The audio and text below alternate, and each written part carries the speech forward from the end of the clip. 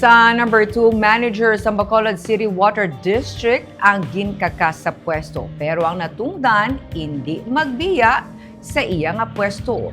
Para kay Baciwa Manager Mona Dia Hardin, ang board resolution nga ginpapanaog sa atong August 22 nga nagadeklara sa expiration sa iyang term of office bangod sa loss of trust and confidence ang null and void kag wala sang basehan morally o kun sa layiman. Inibasa sa sulat nga iya ginpadala sang Biyernes ang hapon kay Baciwa Board Chairperson Sonia Verdaflor, Vice Chairperson Edgardo Uichat, kag Corporate Secretary Clarissa Araneta. Dugang pa ni Hardin, dapat may formal complaint, may notice of hearing, kag formal investigation. Kaya ang resolution lamang hindi makakakas sa isa ka public officer kaangay niya nga may pagpangapin sa civil service laws. Luyag niya ang formal investigation nga patigayunon sang Office of the Government Corporate Counsel matapos makabaton sang formal complaint gikan sa natungdan nga katapos ang Baciwa Board. Suno kay Verdaflor, ang sulat ni Hardin ang ilan nga na-forward sa Local Water Utilities Administration o kuna luwa para sa ilang nga investigation kag assistance. Ang luwang talatapan nga naga-regulate sa tanan nga mga water district.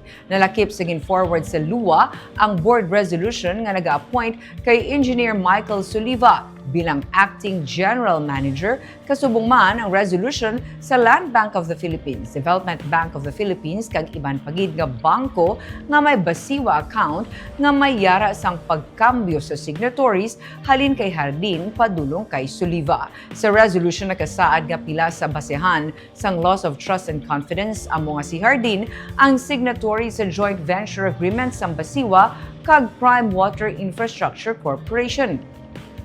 Wala man lang nakapatuman sang sanction kung nagkolekta sang penalty si Hardin gikan sa Prime Water apesar sang deficiency kag non-compliance sang Prime Water sa ilang nga obligasyon. Dugang pa diri nga ang mga nakakas nga empleyado sang Baciwa bangod sa JVA ang wala na bayaran sang ilang nga back wages nga nagresulta sa nagkalain-lain nga mga kaso batok sa Baciwa. Nasayt pagid kung paano ni Hardin ginhandle ang pagbakal sa 2-hectare property para sa Baciwa Eco Park sa Barangay Alangilan. Suno kay Hardin sa nagakaigo nga tion, magapa-interview siya sa media.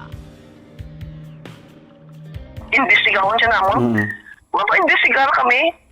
Hindi kami the proper body to investigate.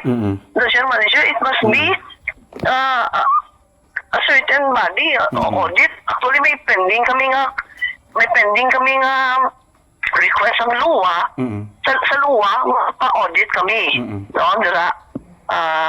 Of course, post-audit man na yung kuha, post-audit na sila. Ang amo niya nga mapaano kayo because there's a new management, new set of board members. Mapa-audit kami sa luwa and then na-ready na ito na isang luwa nga schedule na. Ang iyan ni President Marcos na directive na ipa-investigate ang tanan ng water district. Ang ilang mga JV bala with Prime Water.